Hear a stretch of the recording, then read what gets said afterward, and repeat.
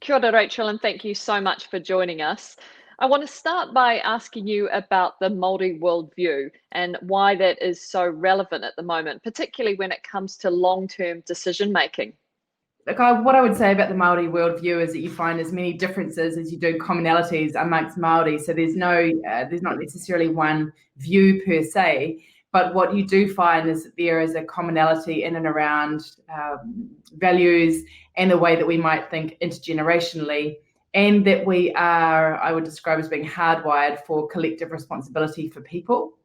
We have a particular relationship, obviously, with our land and our water. We revere them and we view them as our tupuna, our ancestors. So we love and care for them in a way that we might a brother or a sister or a grandparent or any other relation in that respect. So we have a very special relationship to our natural world. And through that, there's a set of values that I've seen play out amongst mainstream New Zealand in the last couple of weeks. So ideas of manaakitanga or generosity, of kaitiakitanga, of really caring for people in place. And I think that Māori don't have a mortgage on those ideas. We just have a particular relationship to the words themselves and how we conceptualize and use those. You talk about going back to the status quo. What opportunities do we risk losing if we do this? I actually don't think we will be able to go back to the way that we were.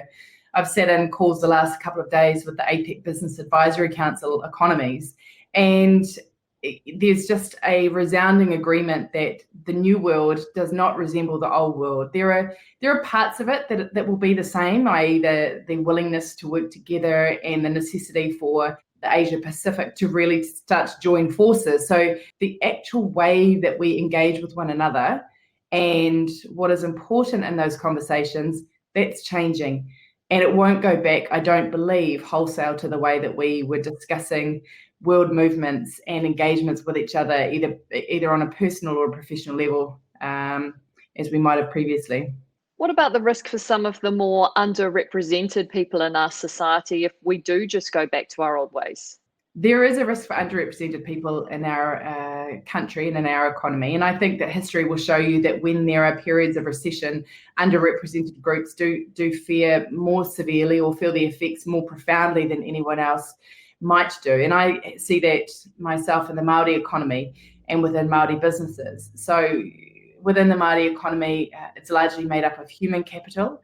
And we have people who are working within trusts and corporations. And by and large, trusts and corporations have a portfolio approach to their businesses. So with that in mind, they're faring not too badly, but equally because they are centered in and around collectively owned assets, they can't leverage those the same way that other companies or businesses might. Then you have a whole raft of the Māori economy who are working within businesses and within roles and with industries that are more adversely affected by ideas of the future of work, or in this instance, you'll see them working within industries such as tourism, who are obviously wildly affected by COVID-19. So on a number of levels, whether it's the industry you work in, the role you have within an industry, the kind of organisation that you are, underrepresented groups are going to feel this more than you might find in the mainstream businesses. So what is the opportunity? If we're all thinking about these values more than we ever have before, how important is it that we move quickly on this? It feels a little to me like we are trying to race back to the status quo. And I think that's maybe could be a trap that we're going to fall into. We can actually take a breath. The world that we knew before COVID wasn't great for a lot of our economy, wasn't great for a lot of our people. And there was a lot of inequality and remains so, and inequity. And in fact, I think we'll see that exacerbated in the coming months. But taking the view that we're just in a mad hurry to get back to the way that it was, I'm not sure is the greatest track to go down at the moment. I think we can afford to take a moment and think about who we invite back into that space, how we address inequality and inequity in this country, how we take the ideas that the Prime Minister has propagated around kindness and actually give effect to them for everyone. And the challenge now is, with a little more pressure released under the alert level system, how we take those values that we've seen play out so strong amongst all New Zealanders and carry those forward into the coming days, weeks and months. Rachel, you've really focused on building your business in the most sustainable way you can. Do you think sustainability is going to become more important than ever for your sector? I think that it's one of the greatest opportunities that we have at our fingertips. And so I think that there is an opportunity for New Zealand specifically to live up to the promise that we have spent the last several decades making to the world, that we are clean, that we are green, that we do things in a way that respects people in place. So whilst I don't think that we are all doing it, whilst I don't think that we're knocking the ball out of the park, I do think that we, like everyone else, are on a journey on how to be commercial with conscience. And that doesn't come easy, because you are trying to create a profitable business that generates jobs and creates wealth for people, but you need to do it in a way that is very considerate of your place on this planet. If you were looking for silver linings, both as consumers and as businesses and as the government, we have an opportunity to reward people who are doing it well, rather than the government helicoptering money into industries or businesses who may not be towing the line as far as sustainability is concerned, or acting as a responsible business may be concerned. You know, we get to choose those things. And as consumers, we get to choose who we support with our dollars. As companies, we get to choose who we bring into our world as either suppliers or customers, for that matter. And if their values don't align, and this was an idea that I probably held quite firm to before COVID, if your values don't align, then a relationship won't stand the test of time.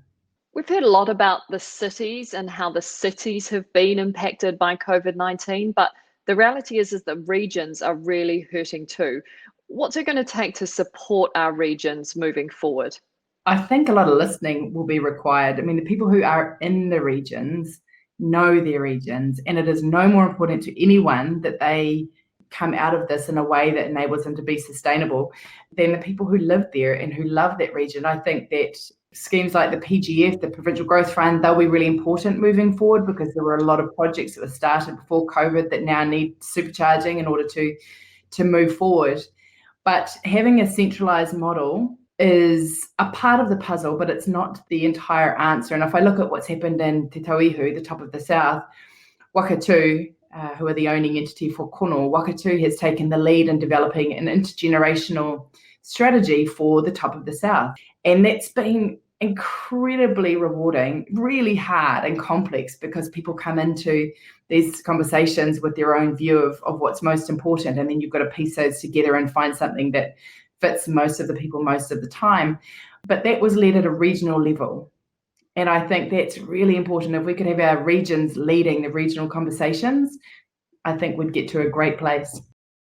What role do you think food producers are going to play, both in our economies and in our communities moving forward? I think that the primary industry, we were really lucky to been given the privilege to be an essential business from the get-go.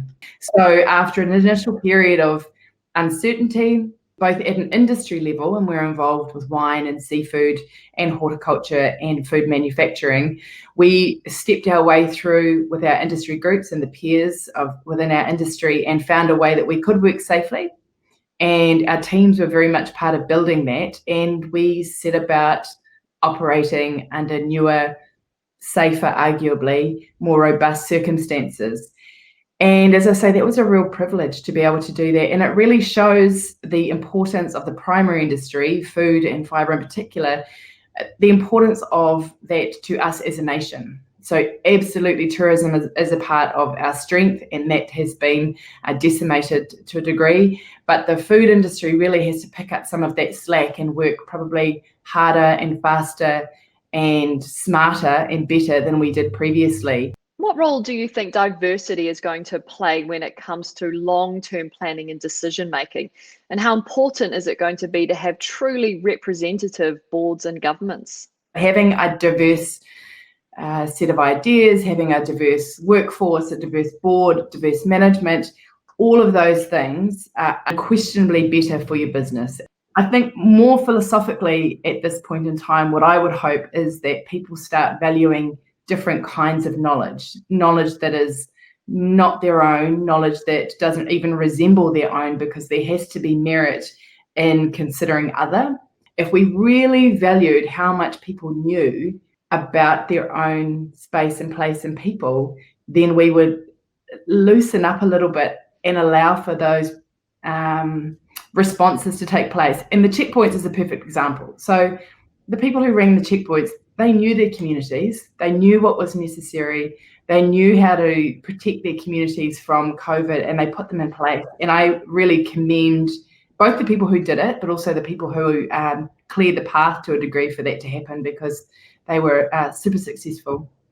Now, this is a big question and brings together a lot of the ideas you've talked about. But in your view, what does a post-COVID New Zealand look like?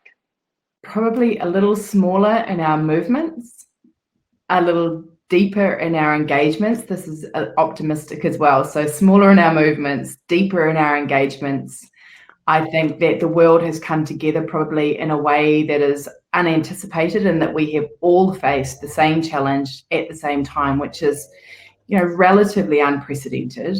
But the way that we each respond to each other changes. The initiative that we've established with Singapore, between New Zealand and Singapore, with regards to supply chain, we're trying to make sure that those supply chains globally are left open.